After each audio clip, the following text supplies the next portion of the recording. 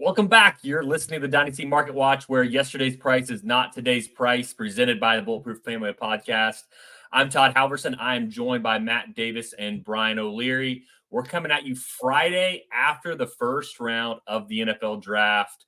We're going to run through all the guys that were drafted. DynastyDataLab.com already has over 20 degenerate leagues that have started their rookie drafts. So they've got us an ADP that we're going to refer to throughout the podcast. We're going to be talking about some values, some guys that we think are maybe going too high. Lot to unpack here. So let's not waste any time. Brian, play that Fat Joe. Yesterday's price is not today's price. All right, we're going to be running through position by position here. We're going to unpack all of the guys at the quarterback to start. Then we'll run through the receivers, and then we'll finish it out with Brock Bowers. We want to kind of compare also with what happened with ADP. So like I said, DynastyDataLab.com. If you want to follow along there, you can. We're also on YouTube, Dynasty Market Watch on YouTube. So check us out there. So Brian, lead us off. We had the 101. We've really known Caleb Williams is going first for a while now. So there's really not a whole lot to say. But Caleb Williams, he went first. Let it ride. Yeah, not a lot of drama here. Obviously, that's sometimes what's the most fun about the reveal of the 101 in the NFL draft. But that being said, we now know the bigger picture. Caleb Williams is on the Bears. He's working with some what looks like on paper to be some nice weapons. Bears fans have been hurt, but I think we all have some Bears fans in our lives that have been hurt, and it's exciting to kind of actually break the seal, and now rookie drafts and rookie draft season is really upon us now. So I'm excited. Yeah, I think the big takeaway for Caleb is that he got Odunze too. Everything else we already kind of knew, but it's as good of a situation as you could ask for a top rookie quarterback to go into. Yeah, I mean, he's my smash 101. I think, if you look at Dynasty Data Lab, it's kind of split between Caleb Williams and Marvin Harrison Jr. It's maybe 55-45 right now. That's so crazy. That's 20 drafts we're talking about. So the sample's not great. But Caleb is my smash 101 if I'm going into a draft. Whether I need a quarterback or not, I'm taking Caleb. Now, I would trade back. We've been talking about this all offseason. What would it take you to trade back from Caleb Williams to Marvin Harrison Jr.? Right now, for me, it's a late first. Late first in that 111, 112 range. If somebody wants to do a 25 first, maybe I kick back something small, maybe something that would maybe equate to a late second. But it's got to be something within the first round. I'm not doing a mid-second to move back from Caleb to Marvin. Yeah, I think I agree with that. Speaking to ADP, and maybe there's something fucked up with Sleeper's ADP, but they have Marvin Harrison Jr. ADP-wise above Caleb Williams. Sleepers maybe that's factoring in. Yeah, maybe that's factoring in one QB, so whatever. But just something to think about. Definitely, I'm on board with that. I would also want a late first. It's just something that Caleb Williams, with the weapons he has, he's got as good of a setup to be successful right away as any rookie I can remember. So I mean, he could easily ascend CJ Stroud type style in a year. Yeah, I'd honestly be surprised if he's not in that 1-4, 1-5 range next year. Because if he's not, then that probably means that he kind of had a Trevor Lawrence beginning, which would be pretty bad. So I mean, even if Marvin Harrison goes for 1,100, 1,200 yards, he's probably still not passing Justin Jefferson. So to get into that 105, 106 range, I just don't see any reason that you would even consider Marvin Harrison Jr. ahead of Caleb Williams. It just wouldn't make any sense to me. And there's gonna be a lot of people that do. I mean, we're already seeing probably 8 or 9 out of these 20 drafts have gone Marvin Harrison Jr. first. And we talked about this a little bit a couple weeks ago, but there's some situations 10-team different passing points per touchdown situations where I could see it. If you already have Anthony Richardson and Kyler Murray or something like that as your two quarterbacks, I would still like to trade back, like Todd is saying, and try and get that extra asset. But there's just those are the types of one-offs that I could see where someone might want to take Marvin Harrison Jr. That's it, though. Yeah, I'm still not doing it. Yeah, I Fair. just wouldn't do it. But I can see talking yourself into it. I mean, it sounds like we're all in agreement. Like Marv is closer to Neighbors and even like Jaden Daniels and May than he is Caleb. That's how I view it anyway. All right, so let's continue on. We're probably gonna have more robust discussions on some of these other guys. So Jaden Daniels, pick 2. It was kind of expected here for the last few weeks that Jaden Daniels would go number 2. I don't think the situation's that bad. It kind of comes down to, for the Dynasty players, do you think Jaden Daniels is good? For one, I think he's going to be good for fantasy. Is he good enough to hold on to a job long term? That's the question. Now he's going second overall, so you would think that the Commanders are pretty intent on keeping him for the long haul. So for me, like Jaden Daniels right now, I would have in like the 105 range.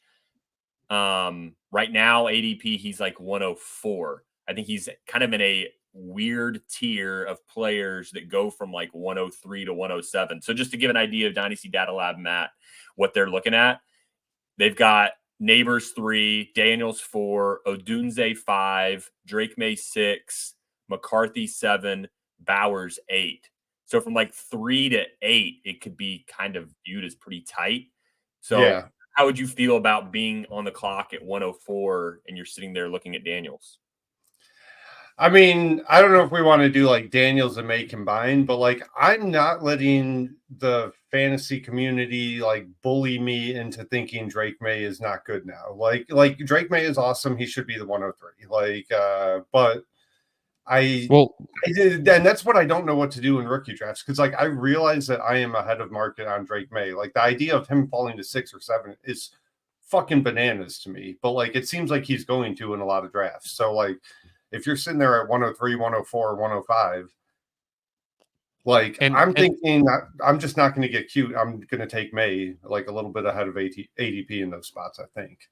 the flip side of it, and kind of what I think you're hinting at, Matt, is if you love a guy, it's really scary to trade back thinking you can get this guy in the rookie draft, and Yeah. then someone else is equally or maybe higher than you on Drake May, and they take him 103, and you're like, shit, that totally backfired, right? I think that's kind of where you're getting at. Yeah, I mean, I think with this tier of guys, I think you just wanted to get your guy. I mean, or if you're not like me and you're like, hey, I'm looking at JJ McCarthy with a great landing spot. Jaden went ahead of him. He runs a lot, all that stuff. Like I just don't care. Like I'll take any of those guys. And yeah, take your early second to move back a few spots or whatever. But So Todd, if you have 104, what are you planning on doing? We'll assume it's that ADP that you used, right? So it's Caleb, it's Marvin Harrison Jr., it's Malik Neighbors. At 104, are you subscribing to what Matt's saying, get your guy, or is that like I'm gonna trade back? And how far back are you comfortable trading back At within that? 104, if you're like, hey, nobody will even give you a mid-second. Mid-second is what I would take, a mid-second to move back. So like 206, yeah, I'd move back a spot. If I had to take somebody, I would take Drake May at 104. So over Jaden Daniels. I actually just did a trade last night involving these picks. Brian, you're in this league with our friend Dave Carey. I traded him the 103, and I got back the 106 and the 207 this year. So I didn't ask a lot to move back from 3 to 6. Oh yeah, I mean I would definitely rather have the 103 over. So you're that much higher. I think you can move back from the 103 to the 104 even on the clock for like the 206 or like a 25 second or something, depending on now not in every league, but I think in a lot of leagues you could probably do that, because there's going to be a lot of leagues where people are going to be clamoring to get Malik Neighbors. And Matt, your thought process is I'm taking Drake May at 103, not Malik Neighbors. Is that a correct assumption? So if I was on the clock and I could not trade, I would take Drake May over Neighbors, definitely. But so that kind of influenced my decision to make that trade last night, is that I kept hearing everybody just bury Drake May to the Patriots. And I was like, man, if I can get this guy at 6, and just pick up an extra Get 207 extra. and take the same guy that I'd be interested. And let's say I get sniped on May, right? I'm still pretty cool taking Jaden or JJ McCarthy there. Like, so like you're getting a top 4 quarterback, a top 2 receiver at 6. I'm cool with any of them. Really, I don't see that big of a difference. 4 to And I think 8 that's to me is really flat. I Yeah. think Dan. We were supposed to be talking about Daniels. We haven't really touched on him. So Drake May. I'm going to kind of put the cap on Drake May unless you have anything to add. Drake May, if he gets Ayuk or Debo tonight. So like I said, we're recording Friday afternoon. Hopefully you're able to get to this before the second round starts. If not, we're really just talking first round here. This is just a first round recap. But if Drake May can get Ayuk or Debo this evening, I think that kind of puts a new spin on Drake May's situation. People are like maybe moving him back up into like the 105 range, but I still don't think he gets ahead of Jaden Daniels. And I think that, like Matt said, you're going to see a lot of leagues where he's going to go like 6 or 7, and that's just going to be a steal for Drake May. Yeah. Well, it's the home run power that you still have with Drake May, and less of like the busting out. Like I just paid 102 or 103. If you're paying 106, 107, 108, whatever this chaos becomes, it lessens the risk for sure. But we did talk a lot about Drake May. I want Jane Daniels. I just want to make a statement. You mentioned Brandon Ayuk. They played together in college before COVID, and he threw a touchdown to Brandon Ayuk to beat Justin Herbert in a Pac-12 game. So just some context, like that is wild that he is a rookie and we're talking about teammates and opponents, Justin Herbert and Brandon Ayuk. It's just a wild thing to think about. Earlier today, I tweeted that this extra COVID year has changed the course of the life for a lot of these guys. Because a lot of these guys, Ricky Pearsall, I guess Jaden Daniels, like these guys that got a 5th year because of COVID, they could have been working at anywhere. They could have been working in the job force, in the workforce this past year, and they got an extra year to play college football, and here they are going to be in the NFL. It's kind of crazy to think about. So we've talked Drake May, we've talked Jaden Daniels. We want to go into. Let's hit on JJ McCarthy before we hit Michael Penix. So JJ McCarthy, I think he's just going to be the redheaded stepchild of this class, and it's going to be a steal at the 107, 108 mark for a lot of guys. So Todd, I wanted to ask you about that kind of, because like the last couple months you've kind of hammered on this podcast that Patriots landing spot is a disaster. Minnesota is a dream landing spot, but you've also been pretty high on May. So are you still like May over JJ, or is that kind of close or toss up to you now? I would take any of these guys in the same. I put all of them in the same tier for one. If I have to take them in order, I would go Drake, Jaden, McCarthy. Yeah, but I could like in like an hour, you could ask me the same question. I'd be like, you know what, that JJ McCarthy landing spot's kind of awesome. I'll take him first. Like they're literally all in the same tier for me. Yeah. Why I've been pounding the table for Drake May is because I think he's just being discarded. If Drake May had the Vikings landing spot, I mean, I would see the case for him at 102 over Marvin Harrison Jr. Like that's that. So like his talent to me, he has the highest NFL ceiling. It's hard to say Jaden Daniels doesn't have the highest ceiling because of his rushing ability. Like he could be in that like Lamar Jackson class of just being able to run and throw. But Drake May to me is the more upsidey talent type guy. So it's more of like a question of talent versus situation. And I just need to. I would love to see Drake May get like something around like another receiver, and I think it might happen tonight. But if I have to take somebody at the 104, give me Drake May. I think he's the guy that I'd rather like put my name to than the other guys. The best thing about Jaden, and I think we're all, kind of, I don't want to say skeptical, but we're all not like convinced he's going to be awesome.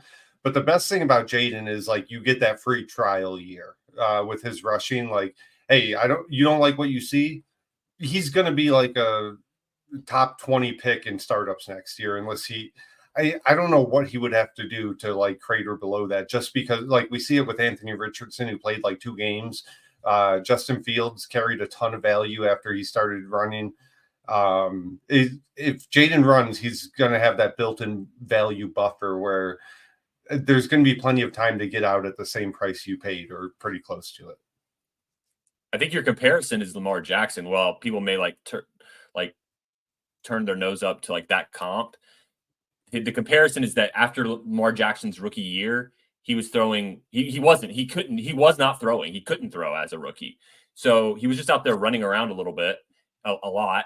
And then he still held a lot of value going into year 2. So, I mean, that's probably your comp from a value perspective. Whether you like the comp from a tools and ability perspective, like I don't really care. I'm more talking about it from a value. And so, yeah, I think you're right. I think Jaden Daniels is going to really hold a lot of value. And I think all these guys 4 through, Daniels, May, McCarthy will hold value. McCarthy having the best situation, he just may come out guns a-blazing in that Vikings offense. I mean, they're going to throw it 35 plus times a game. I think Jaden Daniels is a great example of Konami quarterbacks not all created equal. Like Drake May and Caleb Williams can and do run a decent amount and will add some rushing upside, but Jaden Daniels is dynamic like Lamar Jackson. So that's the comp to me is why it's Lamar Jackson, is because of the massive upside with it, not just he runs 16 times and gets 40 yards, kind of like Sam Howell kind of shit. Yeah. So Matt, you asked the question, I never really answered it. If I'm sitting at 104 and I'm just like staring at Drake May or trading back, I'd be fine trading back and adding like a mid to late second if I'm moving back 1 spot. But if we're talking about moving back 2 spots, I wouldn't be comfortable moving back 2. Because you're still going to get one of those. If you move back 2 spots at 4, you still are going to get May, Jaden, or McCarthy. Yeah, I just think the value is higher than trading back 2 spots for like a mid to late second. And the mid to late seconds to me, like these guys that go in like the 210 range, like they're pretty blah. Like I think once you get past like 204, 205, it becomes kind of a mess. We like to look at the names now, but we do this every year. 2023, I think, gave people a real misconception of what second rounders typically look like. That was a great second round class. At the end of the second, early second, different story. The late second, early third is not as good as it was this past year. If you go back and look at historical hit rates. To me, a fun idea, if you're not getting the mid to, I'm okay moving back 104 to 107. I wouldn't want to go to 108. I would want the choice of one of the 2 probably. But a fun tack on to a trade, if you're moving from 104 to say, let's 107, you find someone that really is just all in on someone. There's going to be a guy that plants his flag with somebody. Hey, let's swap 25 ones. Like something like that to me is like, if you feel confident that you're headed in the right direction, they're headed in the wrong direction, or just, you feel like gambling, if that is a more worthwhile potential gamble, I think, than like Todd saying, like adding a late 2 that in this class is probably pretty meh. Yeah. So let's talk Michael Penix Jr. I really don't want to get into like the whole theory of should they have taken him, because I think it's pretty clear it was pretty idiotic. If y'all want to hit on it, go for it. But I don't think I really want to waste my time talking about whether the Falcons should have taken Michael Penix. As far as like where he's going to go in rookie drafts, I'm thinking it's like I'm guessing we don't have any data yet, because like I said, Dynasty Data Lab is only through 10 picks. I'm guessing it's going to be in like the 202 range for Michael Penix. I don't think, if the Falcons didn't want to talk to him, which it sounds like they didn't talk to him much, I don't see why we should talk about him much.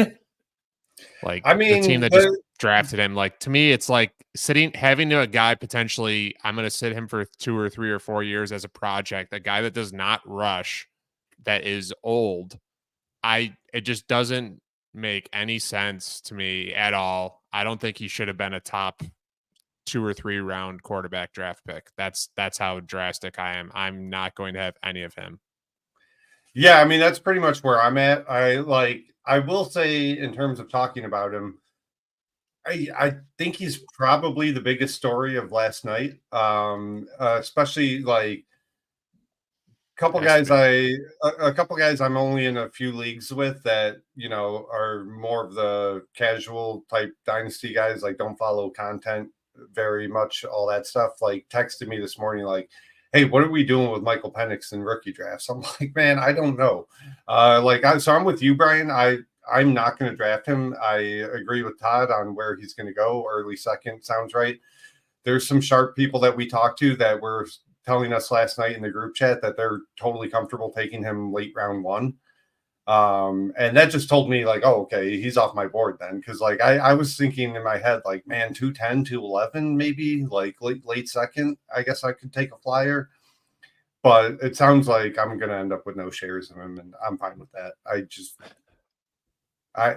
don't it's tough because like I have recently kind of changed my mind in terms of being like QB agnostic when it comes to prospects and just say, hey, nobody knows anything about these fucking guys. Some can hit, some cannot. Let's just react to draft capital and draft accordingly. But this throws like a werench wrench in it. And like, I don't know if like we want to do the talent versus situation thing here, because like to me, the problem with that is like we're kind of on the same page. We don't think he's that talented. Like, so if they took Drake May at 8, man, then it's like forces some tough positions to try and take. But like, this is a guy that we didn't even like pre-draft. So yeah, I'm fine just missing out.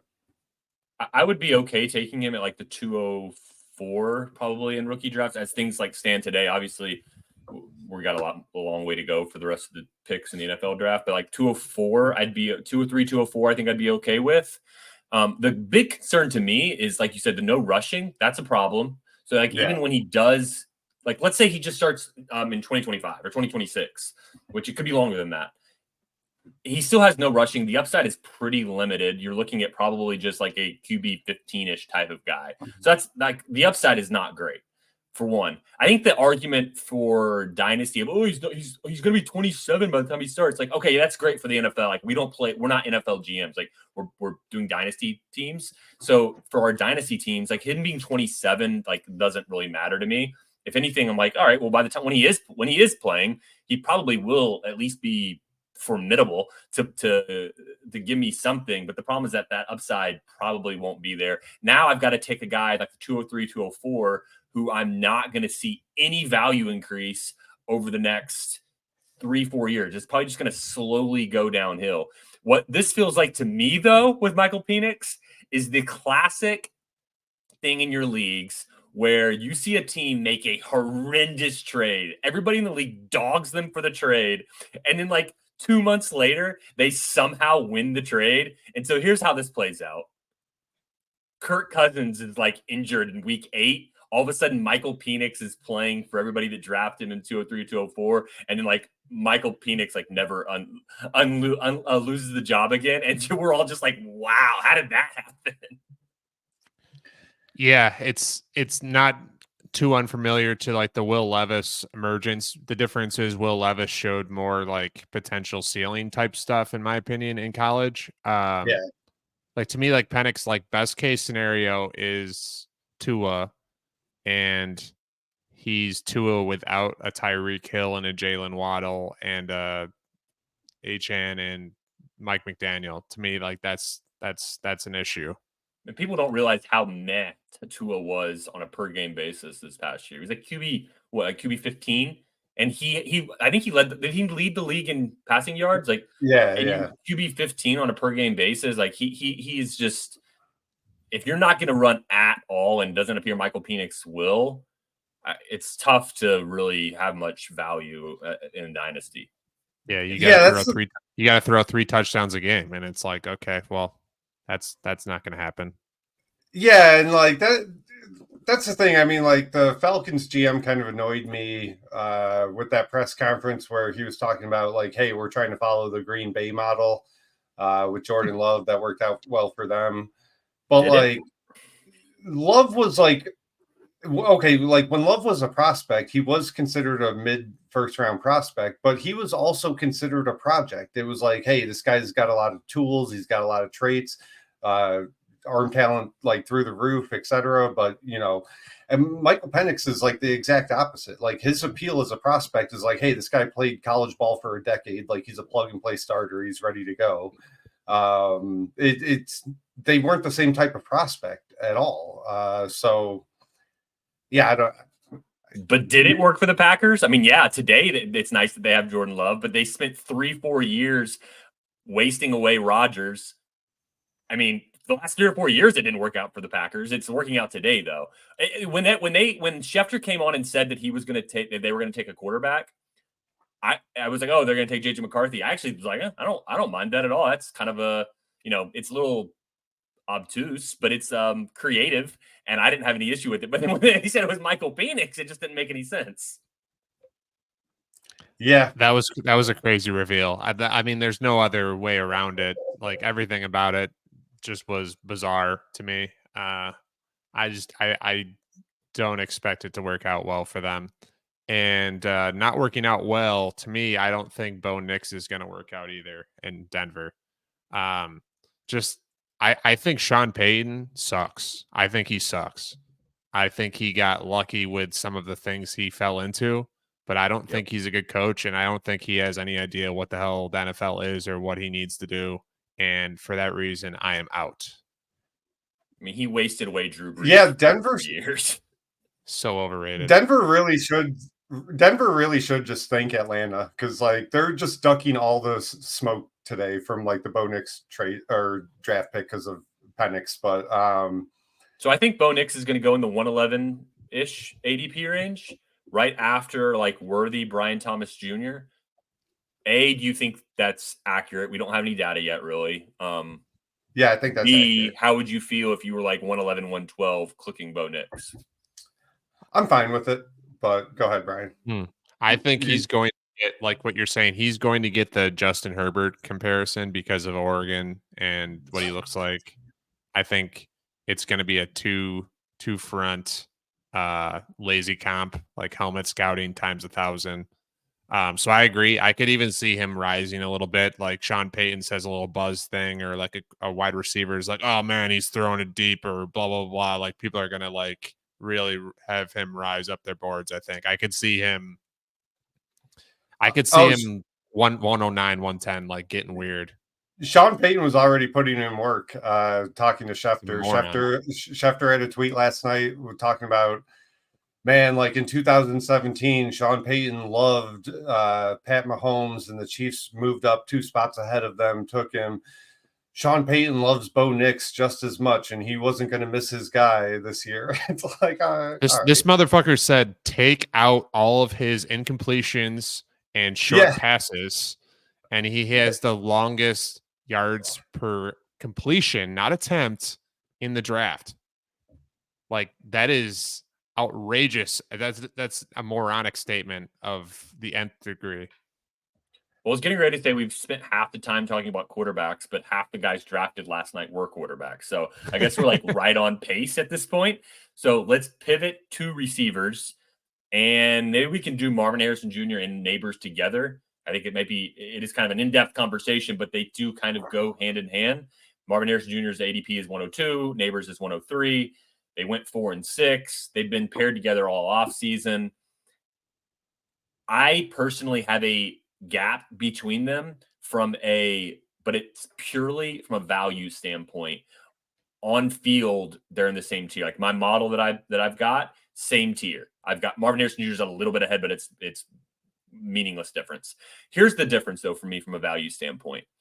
If Marvin Harrison Jr.'s name was Marvin Williams, shades to North Carolina, Marvin Williams, then I think that they'd be neck and neck, and maybe I'd have Neighbors ahead. But the fact that Marvin Harrison Jr. has his dad's name, I think is going to have a little bit more runway. There is a little bit of play in here on the fact that Neighbors is with the Giants. That's a little bit more concerning. But I think that Marvin Harrison Jr., and let's say they both go for 1,000 yards or 900 yards. Let's say a Jordan Addison season. They both go for a Jordan Addison type season, like 900 and something yards. I see Neighbors is probably falling to like 10 to 12 ADP, and Marvin Harrison Jr. sticks in that 4 to 7 range, 3 to not 4 to 7. I'll say 3 to 5 range, and that's the gap. That's the only reason I would have Marvin Harrison Jr. ahead. Full tier, tiered differently. I would have to have a plus on top of Marvin Harrison Jr. to get Neighbors. So you mentioned it briefly, but like I already had Marvin Harrison as, I don't know if I would say a tier ahead, but like clearly ahead of Neighbors before this. And if there was going to be a tiebreaker, he got the much better landing spot. I mean, we know Right. Kyler's good. I don't know what the hell they're doing in New York with quarterbacks. So Dimes is a terrible fucking quarterback. Drew Lock would actually probably just be fine for Neighbors, even though he wouldn't be good in real life. But yeah, I mean, to me, that's a tiebreaker. I kind of see it the same way you do. I would much rather have Marvin. I think I'm just lower on Neighbors than a lot of people. And maybe that's a fault of mine, and I got to like reassess that. But I'm like I said before, I'm taking Drake May over him, and that's definitely against consensus, which would have surprised me a few months ago if you had told me that's how it was going to play out. I have those two receivers in the same tier for sure. To Matt's point, I think the tiebreaker is the Arizona landing spot seems better. I don't want to get too ahead of myself on that in terms of long-term value because, 2 years ago, situations like Houston, things change a lot. Like that can happen. Like if the Giants suck, which I expect them to suck, maybe there's a quarterback that really emerges this year in college that they end up getting, or free agent. Maybe Geno makes his triumphant return back to New York and proves the haters wrong. I don't know. Like to me, like if you get somebody that can just throw like a decent deep ball and something short, accurate, to me, Neighbors is a can't miss in that on that front. If you don't have that, like Daniel Jones, I don't think has maybe either of those things. Great. That's where it gets kind of weird, like to Matt's point, but I don't think he's going to he's not going to lose a ton of value in a year either, because I don't think anyone's going to hold that against him for 1 year. They'll give him 1 year. Brian, would you take like if you're sitting on the 102, would you take the 207 to move back to the 103? I probably would. Yeah. Okay, that's fair. Then I would probably say that you said you had them in the same tier, and I was a little skeptical. But if you would take the 207, 208, I think that's kind of having that's. I like to try to. We've talked about this before. I like to have my tiers a little bit bigger in order to be a little bit more fluid to make trades. And so, yeah, I think if you're willing to move back from the 102 to the 103, and you're just adding the 207, 208, I think that's same tier ish. Yeah, it's especially if you're assuming with that draft pick that I have that my team is like not the greatest right now, like to get that extra swing. Yeah. Like if I have early second. Yeah, that's fair. If I had 102 and like I had gotten it from someone else's draft position, and I'd want more to move off of Marvin Harrison Jr. So like it'd be situational, I guess, for me in that specific trade back. Yeah, I think the insulation of Marvin Harrison Jr.'s value for me is just the gap. I differ from you in that I think that if Neighbors went for like 900 yards, let's remember when you have 900 yards, that's a lot of ups and downs or a lot of meaningless games. So we're talking about like what 55, 60 yards a game on 900 yards if you're playing every game. That's, I mean, you probably pop 100 once or something. Like, I don't know. That's just pretty meh. And if he does that, I think it hurts him more than Marvin Harrison Jr. hurts him. I'll push back on that a little bit. I mean, these are rookies, not veteran guys. These are top 10.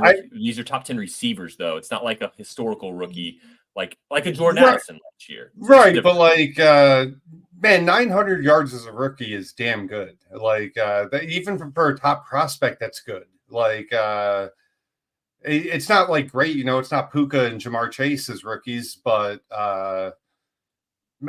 like I agree with you. But I'm think, good with that. Like if you tell me Marvin Harrison went for 900 yards and 7 touchdowns next year, sign me up, man. Like I'm good. Like we know he's kind of good now. Like we can build off that. Like see, I think you're looking at it from the view of like 3-4 years ago when these rookies were coming in and we had them as dynasty wide receiver 12 to 15. Yeah, if you go for 900, that's cool. Like no worries. But if we're coming in as wide receiver overall 3 or 4 or wide receiver 6 or 7, like I don't think 900 is what you're looking for. If that's what you're looking for, you shouldn't be, not you, but we shouldn't be drafting them in that range. We should be trading them for Puka. We should be trading them for Garrett Wilson. If you're Marvin Harrison Jr., we should be like, there's other options in my opinion. If 900 is good. I agree with that. I think the community is getting a little ahead of their skis on Marvin and Neighbors personally. But maybe I'm wrong. I mean, maybe they. It's an interesting topic that if I can trade either of those rookie guys for Puka, Garrett Wilson plus of any kind, that's to me like probably maybe what something I might want to investigate here, because like with rookie fever as well, like people are going to want those two guys. Give me the in the bank guy that's also young, that's produced at a higher at a high level that we hope and project that those incoming rookies can get to. I don't think you could move Neighbors for either of those guys. I mean, maybe in like the off case, maybe, but I think you could move Neighbors for AJ Brown. I know, Brian, you're kind of the lead captain on the AJ Brown trade. Would you trade your 103 Neighbors pick for AJ Brown? No, not straight up. No. Okay, Neighbors is on the clock. Neighbors is available at the 105. Would you trade it for AJ Brown? If Neighbors is available at the 105, Yeah. I wouldn't treat it any differently. I would still just treat the player versus AJ Brown. Okay, so you have Neighbors clearly ahead of AJ Brown. So AJ Brown probably in like the wide receiver, what, like a 9 range? Yeah, and it's a value and just general consensus. Like I would trade him for AJ Brown plus, but I'm not going to trade him for 1-to-1. Yeah. So I think you make a good point. So investigate if you've got Marvin Harrison Jr., you've got Malik Neighbors, you're about to hit click. Maybe investigate Garrett Wilson, Puka, see what the options are there. I would have Marvin Harrison Jr. ahead of both of those guys, and I'd have both of those guys ahead of Malik Neighbors. But they'd probably be like right on in a row, like one, like wide receiver 4, 5, 6, 7, something like that. It's an interesting conversation because like you're saying like Marvin Harrison Jr. above those guys like Puka and Garrett Wilson, Puka especially, record-breaking season. Is it something that you don't think he can even come close to sustaining? Because like Marvin Harrison Jr.'s best case scenario is putting up what Puka put up as a rookie, right? Yeah, I think he will do more than 900. 105 catches, 1,500 yards. Almost no chance Marvin does that as a rookie. And like, I don't see what isn't sustainable about it from Puka's perspective. I mean, he has a top 5 coach in the league. He's got one of the top 5 pocket passing quarterbacks in the league for like fantasy friendly throws and all that shit. It's tough to rank Marvin ahead of Puka, and I know everybody does, and I don't really understand it. You're leaving no fucking margin of error, like ranking Marvin ahead of Puka, or you just think last year was a fluke, and like I just don't see many reasons. I think that's a lot of people are just waiting for Puka like to turn into the pumpkin. That's sort of the only detractor from his profile at this point, because you can't say, oh, he got drafted in this round, because it doesn't matter anymore. We all agree there. Like no one was like, oh, Antonio Brown was a 6th round pick or whatever the hell he was, right? Like that's just not how it works once you actually show it on the field. I think if Stafford were 30, then it would change the perspective also. That's true. I think people were kind of viewing Stafford as like any year he could be gone. And is Stafford playing into that? Like is Puka not quite the same guy without Stafford? That's a valid concern, I guess you could say. But like, not saying but Puka, like I'm not saying Puka's Justin Jefferson, but like Justin Jefferson, I don't think is going to take any steps back with whatever the hell. Thankfully, he got JJ McCarthy, I guess, to potentially, but like short term, probably Sam Darnold or JJ McCarthy, rookie who might not be ready right now. To me, like that shouldn't that doesn't hold his value back. Why does it hold Puka's value back? Stafford has shown the propensity to just pepper one guy. So while I think that Puka is a stud, I'm not saying that. I'm also kind of playing devil's advocate here. Sure. So I think that if Stafford were 30, okay, people are fine. If Stafford's gone, the moment Stafford's gone, that will be a buy opportunity for Puka because people are going to be like, I don't know if this is going to last forever. Yeah, but I mean, just for me, I don't really get the point of punishing a player for a hypothetical that may or may not happen in the next 3 years. Like Stafford's like 35, 36. There's no real sign that he's going anywhere. So I'm just not going to punish Puka for that. I mean, right. You're not. I'm saying the market as a whole will and is. If they weren't, Puka would be like 103 or 4, I think. Or not 103. He'd be like wide receiver 3 or 4 instead of like wide receiver 5 or 6. I think that's a deterrence. It's probably a little bit of the draft capital. I don't think the draft capital is that big of a deal to the market as a whole. I think it's probably mainly is Stafford just going to leave? And I don't think he will. That's why Puka's probably a buy for everybody. Well, I think it's interesting because like at this stage or this level of wide receiver, this position, there's so many good ones that if you're talking about the great ones, you got to kind of, take a fine tooth comb. Yeah, and I don't understand why the fine tooth comb isn't really like, to your point with Marvin Harrison Jr. It's because of, I mean, he just got drafted 4th and he's in a great spot in theory. But like, he wasn't good this year in college. But to your point, so like, why isn't that Marvin Harrison Jr. in college? Marvin Harrison Jr. was not good this past year in college. I think you want to say I think you want to say wasn't like elite or something in terms of production. He did not. It was up and down, and maybe that was Kyle McCord. What are you talking about? Okay. All right, hold up. His yards per team pass attempt. He was nuts. I mean, he had the last 2 years he had 3.18 yards per team pass attempt. I mean, like his yards per route run was really high. He was awesome this past year. There's absolutely no debating that. All right. What? Brian's not going to engage here.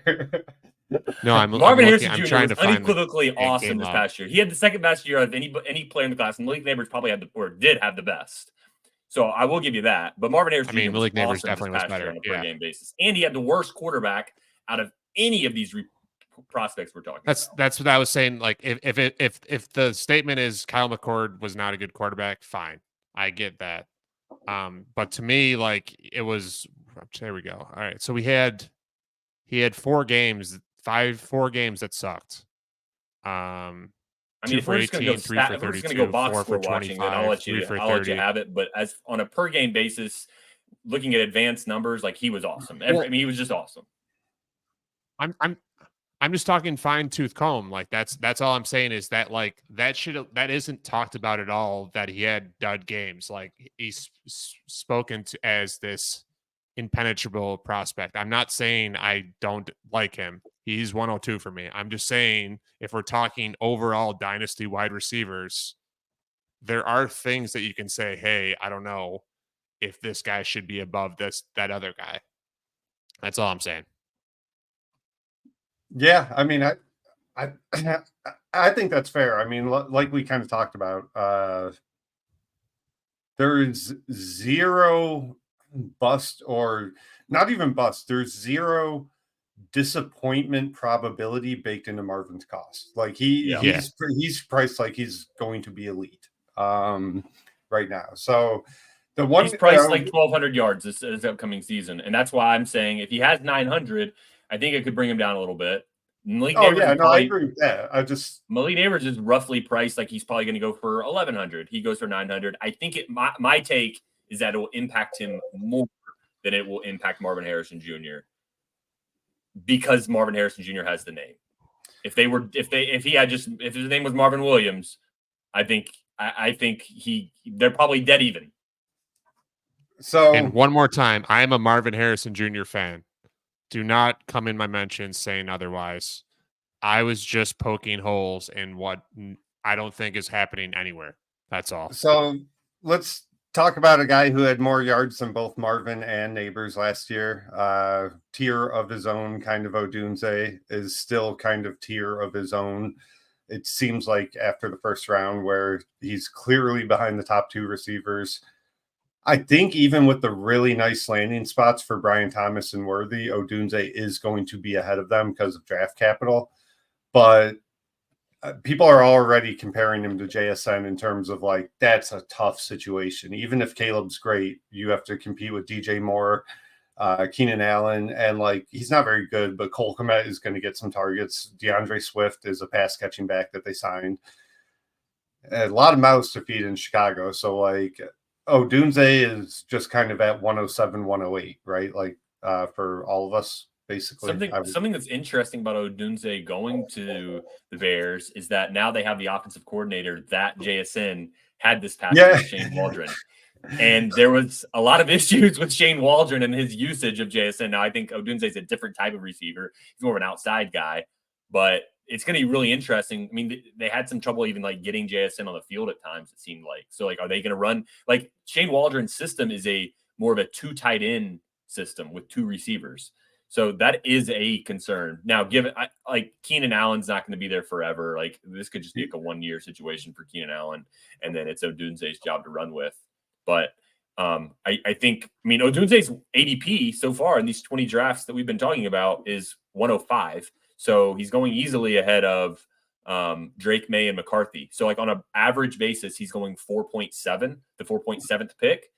May is 6.4, McCarthy 6.5. So it's like it's a clear tier break.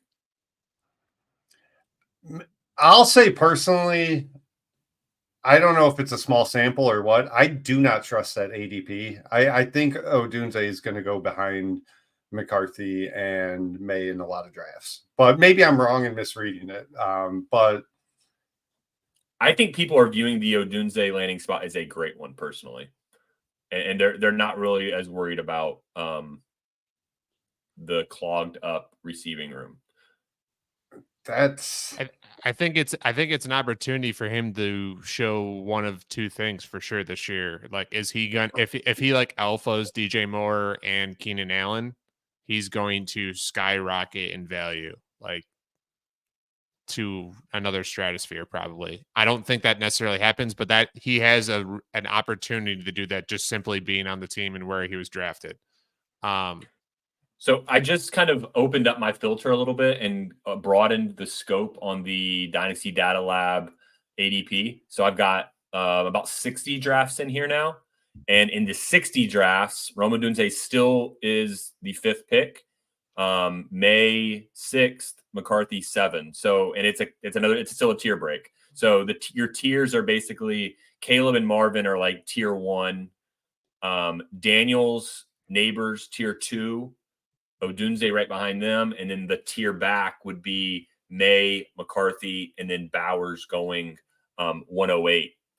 Bowers and McCarthy are like neck and neck though. So this is going to be really interesting as it unfolds with Odunze, because I think you're right, Matt. I think Odunze should go at like 108, and these other guys should be propped up. I mean, like Bowers, we'll get to him, but I think Bowers should be ahead of him. I think McCarthy and May absolutely should.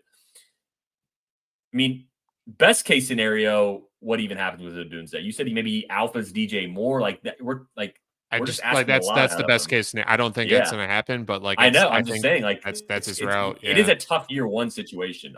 I presume Keenan Allen's gone after this year. What does he have? 1 year left on his deal? If he alphas DJ Moore, man, Kratos going to have a field day on Twitter with all those bookmark tweets. He's probably got, and he deserves to if that happens. But I think part of this ADP, and I don't think it's going to change, is just like the excitement that he's paired with Caleb Williams. If he went 9th to wherever, somewhere random, like to somewhere else, like I don't think this is exactly the same situation. So I don't see that changing a lot.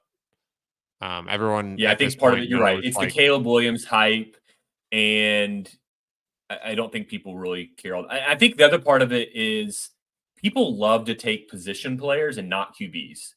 People will they say they're just gonna draft best available, but they look at their roster and they've got Joe Burrow and Kyler Murray, and they're like, why would I take JJ McCarthy or Drake May? I'm gonna take Roma Dunze here. I mean, give me another receiver. Well, like they people just fill inherently out that don't want starting to take lineup. a QB 3 or 4 and invest a Yeah, mid first into it. it's the filling your lineup out in March, or Yeah. April, guys. Odunze is an interesting one for sure. I think we've talked a lot about him. He's been our thumbnail about 4 or 5 times this off season. I think there's a couple other guys we're talking about situation value boosts or declines, but I mean, there's another 4 receivers that I went to bed midway through the first round that there was 3 receivers gone, and then I woke up and there was 7. It was like holy shit. So Brian Thomas Yeah, Jr., going to Xavier. bed during the NFL draft is reckless. I mean, We'll sleep when we're it's been dead a on long week, that. man. It's been a long week, Woo, man. we waited 4 months for this. We waited 12 months for this thing. We're not going to sleep in the middle of the NFL draft. So as someone with like It's a taking too decent long, man. as someone who has a decent amount of 109 and 110 picks, we've talked a lot the last few months about the top 8 have been a clear tier for a while now. And we were like, man, let's get some juicy landing spots to boost the value of these 9 and 10, 11 picks. We got what we wanted, man. We got Brian Thomas Jr.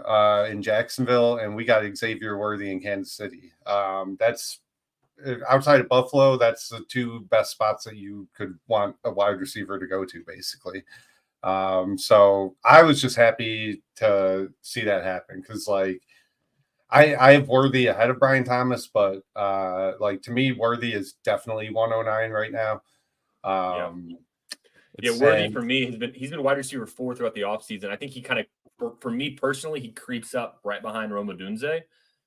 From a value standpoint, I'm obviously going to have him in a tier break, but he from just I agree with like you. Worthy I creeps up for me. Add this landing spot in. I really want to put Worthy ahead of Odunze, and I'm not going to because I know that's kind of reckless. But not only so to me, it's not just the Pat Mahomes factor, but like one of the things that Xavier Worthy was really good at is he was really good in the screen game. And Andy Reid is the fucking master of calling screenplays and designing screenplays. And to me, that was a big thing with Worthy. We both had him at wide receiver 4, Todd. I love the guy as a prospect, but he was very landing spot dependent, more so than draft capital dependent for me. Like, I did not want him to go to a dumbass coach like Vegas or whatever the fuck. Like, the fact that he landed with like a smart play caller is huge, I think, because he could maybe be what they wanted Kadarius Toney to be if he could have kept his head on straight. Yeah. So I mean, even if it's just that'd be nice. We're talking like if you talk about Brian Thomas and then Matt or Brian, I'll kick it to you, but I'm not as excited about the landing spot for Brian Thomas. I know a lot of people are with Trevor Lawrence. I think first off, I think maybe part of it for me is that I'm not really high on Brian Thomas Jr. I think he's basically like another version of a Gabe Davis who they have on the roster. He's another version of like a George Pickens, but I don't think he's as good of a receiver as George Pickens. So I'm just not that high on the talent, and I don't think that Trevor Lawrence has shown to be someone that is going to just pepper one guy unless your name's Evan Ingram. So I'm not that excited about Brian Thomas going to the Jags. Thomas and Worthy are going to be in the same tier, it seems like, and give me Worthy all day. Like, it's not even close to me before these landing spots, and now with them, it's like clear difference. I don't blame you, Worthy over Brian Thomas Jr. But could you clarify, like, what do you when you say talent? What, like, to me, Brian Thomas Jr. has a ton of talent. He might not be the most complete or like he's a project, but like to me, talent is like the athleticism, the side, like the unteachable things. He has the unteachable things, right? Or Yeah, I don't think are he you seems kind of like he's doubting good. those as He well? just doesn't fit like the mold of what these receivers that can run the intermediate routes. I think he's going to do some awesome stuff deep ball wise, like George Pickens, but he's not going to do the intermediate 5 yard slants that help you in fantasy, like that rack you up the 5 for 50, and then you get the bomb. And then that's what Mhm. turns it into 6 for 120 or whatever. Like I think he can do the 1 for 70. He's proven that. I just don't know that he's going to be the type of guy that gets the intermediate short stuff, and that's what we really need to kind of fulfill like the player for fantasy that we're looking for. I think So, he's made a great NFL player. so to kind of combine the two things you guys are talking about, Brian talking about like him being physically gifted, and you talking about some of his limitations. His route tree at LSU is almost identical to DK Metcalf's route tree in the NFL. Like you said, go routes, slants, and digs, basically. So I'm good well, with with I'm good with the DK Metcalf type projection at 109 or 110. Like hell yeah, sign me up for that.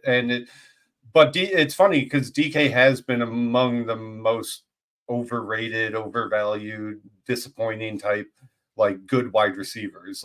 Like he's a guy that is going to always live in that glob, always has. So yeah, if you're expecting, like that true elite top 5, top 10 ceiling, I think that's kind of hard to find for Brian Thomas, but I do think his median outcome is that he's pretty good and returns value. I'll say this, and I like Brian Thomas Jr. as I've said, but somebody that like has not been drafted, like if McConkey or Adonai Mitchell go pretty early to a good landing spot, I could see putting either of them above Brian Thomas Jr., which is probably a bit of a hot take in general. Yeah, I can see that. So my issue with Brian Thomas Jr. is I think he kind of fits the mold of a lot of guys that we've seen in the past. And I'm going to rattle off some names, and I'm obviously picking over maybe some good ones that have hit. So I am cheating a bit here, but like you've got guys like Chase Claypool, Christian Watson, DJ Chark, Devontae Parker, Alec Pierce, Denzel Mims, Terrace Marshall, Dante Moncrief. I'm just running Jonathan Baldwin. Quentin Johnston, like there's a bunch of names that we've had that are very similar to this type of profile. Now you've got some good ones too. So some of the good ones, Matt mentioned one. You've got DK Metcalf. You've got, Kenny Galladay was good for a while. You could Stafford. really argue. You could argue that like Cortland Sutton kind of is in that grouping. Like a Nico Collins is in there. George Pickens. So there's that as well. But this profile doesn't have a lot of. It's not great. It's not a great profile.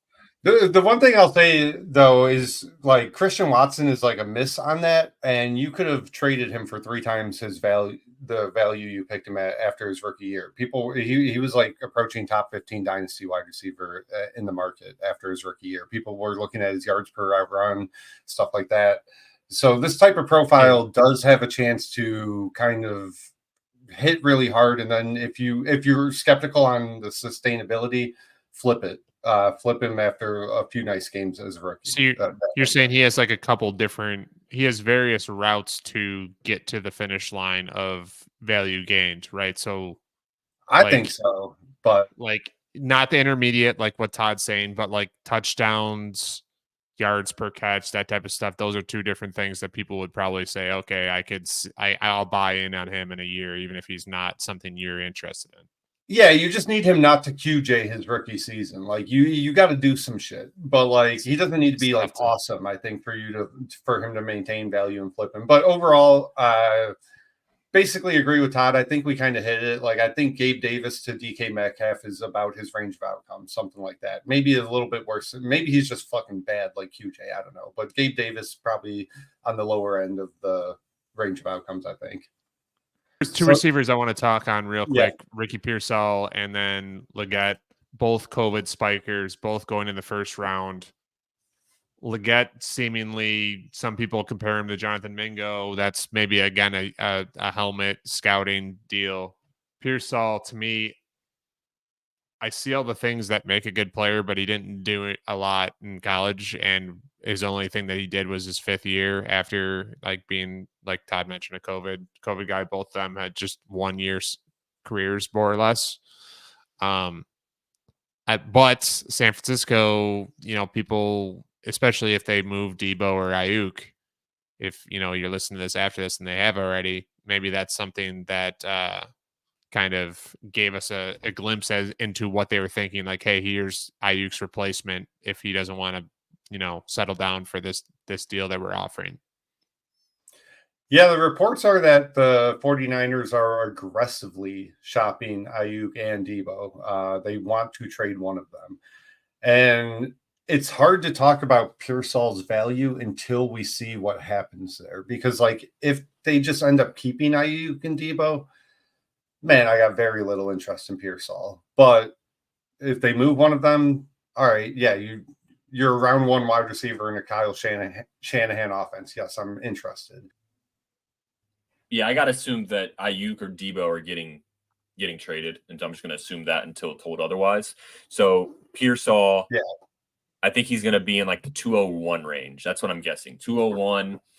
If you aren't into Pearsall, go to the video of CJ Stroud getting really upset that he got drafted because he said he wanted him, and send it to your league mates because it will get you a little bit hype about Ricky Pearsall. It's a pretty good video. I think Adam Schefter retweeted it. So CJ Stroud seems to be high on Ricky Pearsall. CJ Stroud seems to know what he's talking about with football. So it gives you a little bit of glimmer of hope. I won't have any Ricky Pearsall because in that range, I'm going to be looking at like Xavier Worthy, Bo Nix. Can I trade up to maybe one of those guys?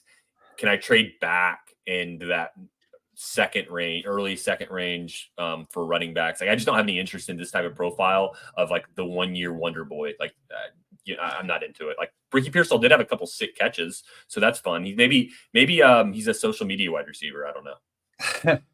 Yeah, I mean, that's the tough thing with Pearsall for me. Like, I would say it's not a consensus, but like Stroud, the film community does love this guy overall. And like, I just keep going back to the Brad Pitt quote in Moneyball. Like, if he's a good hitter, why doesn't he hit good? Like, why did this guy never fucking produce in 5 years of college if he's great? Like, that's a fair question, I think. But I don't know. People love him. So like, and like he was getting out targeted by like fucking nobodies in college. And now he's going to go compete with Kittle, CMC, and one of Ayuk or Debo. That seems like a tall order. So I don't know. I expect to be under market on Pearsall, I would think, but I agree with you that I think he ends up in the early second, depending on some of the landing spots that we see tonight. I was hoping he would be a sleeper guy that I could add like middle to late second, and it's just not going to happen now for sure. Yeah, like go day 2 to Pittsburgh and he ends up at like the 208, and then it's like, yeah, man, sign me up for that. Yeah. Like, but yeah, man, if I have to spend 112 on him, man, that's tough. Like, so Brian, are you any more excited for Leggett than Pearsall, or no? the same I'm tier? not. No. I'm not going to really have any of him. I don't think personally. Todd, are you in on Leggett at all? Zero interest in Leggett. I think Leggett ends up being like in the, call it 203, 204 range when all's said and done. I think part of the issue with Leggett is that people hate Bryce Young so much. They think the Panthers are a dumpster fire. So he's going to end up probably being one of those guys that we all roll our eyes at and we're like, gosh, do I have to take him at the 205 because nobody else wanted him? And I think some smart people are going to end up reluctantly taking him and being really disappointed later. But because like he is a first round wide receiver and you're just like, I guess at the 205, I have to take him. So sure. But no, I have no interest in Leggett. I would much rather these guys that are still on the board, like McConkey, Troy Franklin, maybe the Bills take a wide receiver, something like that. Give me one of those guys over Leggett. When it takes you to your 5th year to become anything, like the odds are just not good in your favor. Leggett was a 0 for 4 years. 0. People can blame whatever they want to blame, but give me a break. like next to Goose Egg in 4 years. It's crazy. But That he turned into like that. That is the biggest glow up. It's him and him and Penix are the two biggest glow ups for sure. I mean, he would have been working at Enterprise without the COVID Yeah. year. I'm a little more intrigued than you guys about Leggett. But Is it the some accent? it's the I love that guy's fucking accent. I could listen to him host a podcast all day if the NFL thing doesn't work out. But so I like him for some of the reasons that you guys talked about dismissing him for. Like, I think his value is going to be suppressed because people fucking hate Bryce Young. I do like their new head coach. The Panthers' new head coach is Dave Canales, who kind of resurrected Geno and Baker in back-to-back seasons, and that, hyped up his resume enough to get the head coaching job there. And then Canales, in his press conference last night, when talking about how he's going to use Leggett, he said, out of the backfield, jet sweeps, short crossers, perimeter screens, down the field posts, there really isn't much else we do with receivers. So I like the fact that his head coach is already talking about using Leggett in the way he's going to need to be used, because he's not like the traditional like route running savant type like receiver. He is, the overused comp of Debo, but he is like a yak guy, a physical like beast guy. You're going to want to get the ball to him in space, scheme up touches for him. Like Todd said, 205 his price. Yeah, I'm interested in his price at 205. Like late first, no, but if I can kind of grab him towards like the end of this little tier that we have between like 110 and 205, I'm intrigued by that. I'm not like excited about it, but like I'm intrigued by it. I'll say that. During Leggett's senior year, so not this last year was his redshirt senior year. So during his senior year in 2022, Leggett played 13 games. Here are the guys that had more receiving yards than Leggett during his senior year. Antoine Wells Jr. at South Carolina. Antoine Wells Jr., Jalen Brooks, Josh Van, Jaheim Bell, Austin Stogner, Juju McDowell, Amarion Brown, Marshawn Lloyd, Nate Adkins. These are the guys that outproduced him as a man. senior. So it was just a crowded wide receiver room, man. Like I get that. Like insane. But, hey, but that's like something that's a big theme of this wide receiver class, right? Is analytics versus film guys. Like all these analytical profiles fucking suck, man. Like we were just talking about with Pearsall. So I get it, man. I'm not going to be like pounding the table for Leggett. I'm not going to, try and convince you that like that he's like some elite prospect, any of that. I get the warts in his resume, but drafted round one, there's not a lot of target competition there. I know they got Deontay. They don't really have anything else. The way they're talking about using him, I think kind of fits Bryce Young's limitations well. So like I said, I'm intrigued. Totally fine missing out on Leggett in rookie drafts, but like I'm not going to be afraid to take him like in the mid-second if that's where he goes. So we'll have to kind of see how all this shakes out. At the end of the day, everyone has their own warts of some kind. You just gotta kind of pick which ones you're willing to take on and which ones you're not. So like I think there's gonna be a lot of guys in your leagues that will be all in on Leggett now. So I mean, it's just a matter of league to league. Quickly, my comp for Leggett, I think that it's kind of an interesting one. Take out being a Hall of Fame kick returner, but Cordero Patterson is an interesting comp for him. Yeah, and like Patterson's one of those guys that you kind of wonder if he was drafted 5 or 10 years later and went to like a smart offensive system, like his career could really shake out a bunch of different ways with. Yeah, I'm just not sure that CP84 ever knew how to actually play the position of wide receiver. So, yeah. No, I mean, but I think some of that comes from, and I know the NFL is not like a developmental league, but all right. So we want to end it on Brock Bowers here. I think this outside of Penix, I think Bowers was the biggest surprise of the night in terms of landing spot. So Michael Mayer went from maybe the next Trey McBride to the next Dawson Knox, maybe. So tough hit for Mayer. I I'm fine with the landing spot for Bowers. It wouldn't have been my preference, but I'm excited to take him at 108, man, if he falls there. So I don't really have much thought beyond that. He's still a top 3 dynasty tight end, in my opinion, and it's fine. He's a guy like Todd mentioned earlier in the show, like a guy that will get 5 for 50 as a floor and then have a big play. I think that is Brock Bowers in tight end form. Yeah.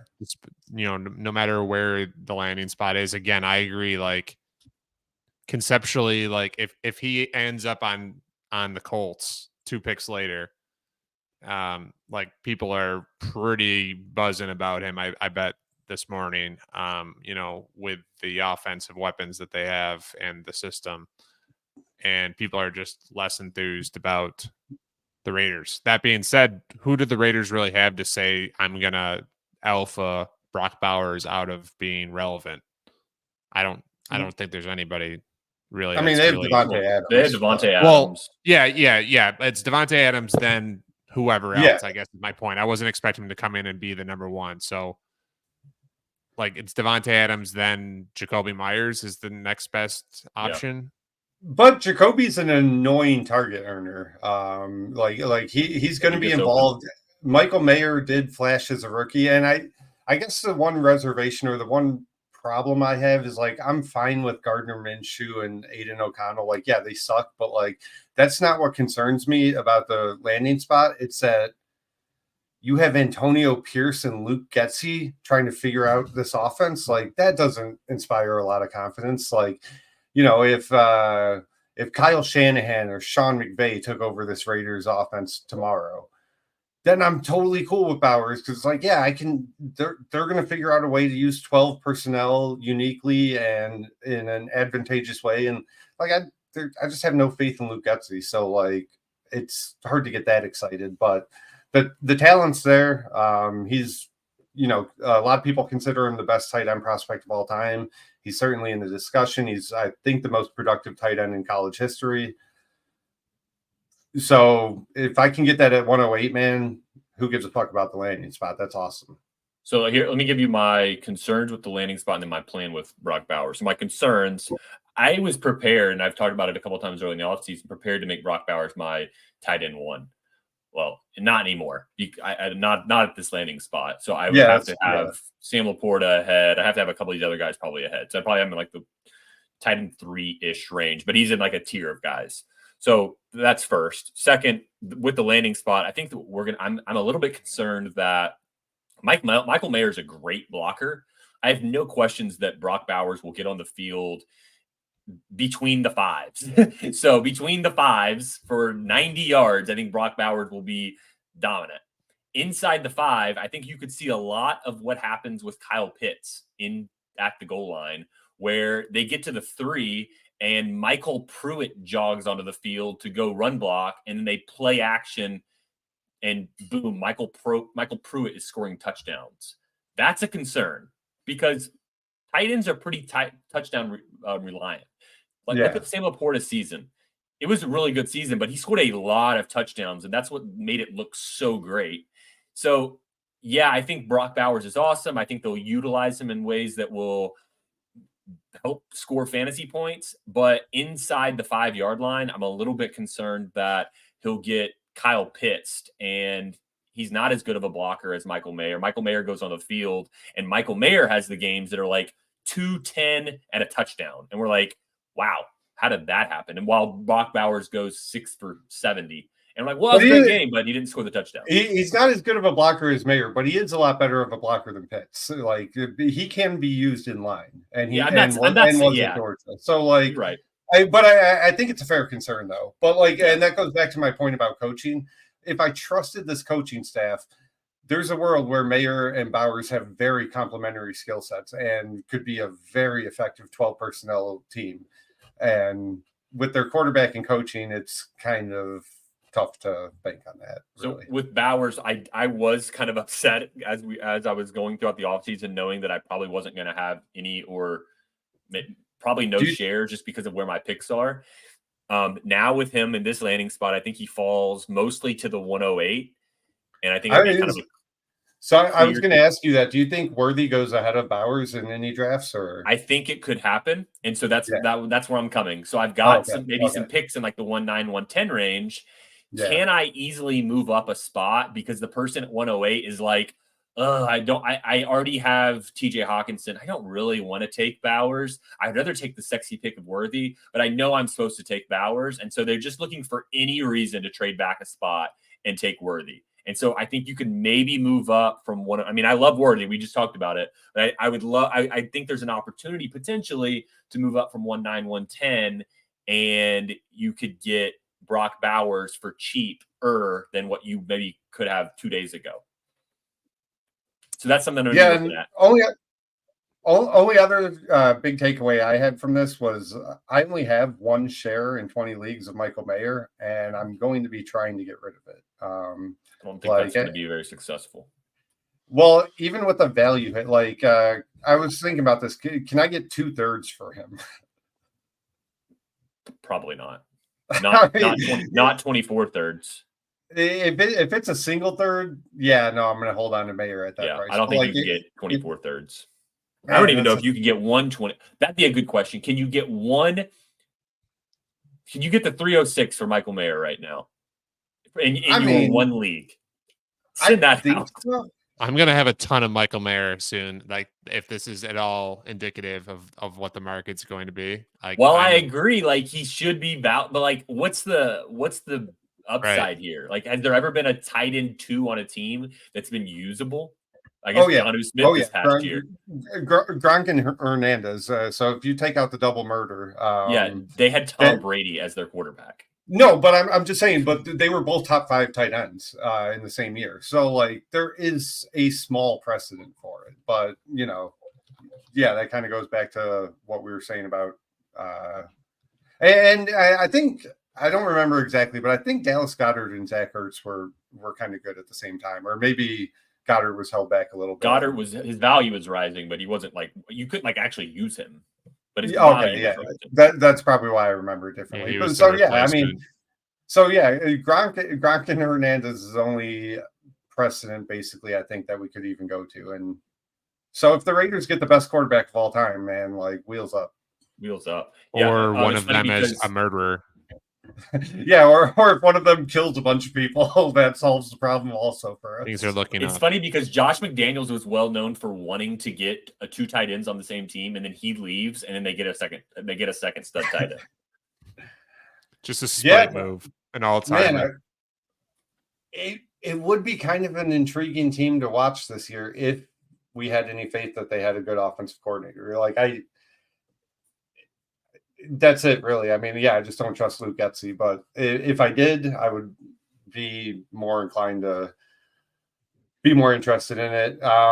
Any other takeaways from any of you guys before we head out of here? I'm definitely super interested in the second round. Beyond that, I think like you'll see like potential landing spot situational stuff. Like we talk about talent versus landing spot situations. I think like Dallas running back in the second round is interesting. I think Bills wide receiver is interesting. Second round, those are two riser potentials. Got to think the Chargers look for a running back too. I mean, unless they're really just going to go with Gus and fucking J.K. Dobbins. I mean, it's hard to. They'll probably take Corum and just be annoying as fuck. That's what I think. But a bunch of fat guys. I think Chargers go wide receiver pretty early in this second, so that'll be an interesting one. Thank you for joining the Dynasty Market Watch presented by the Bulletproof Family of Podcasts. We'll be back with the rest of the draft recap later this weekend. You can find us on Twitter at Brian_Leary1. Matt is at Dynasty Peasant, and I am Todd. I am at Dynasty SFlex. Thanks for joining.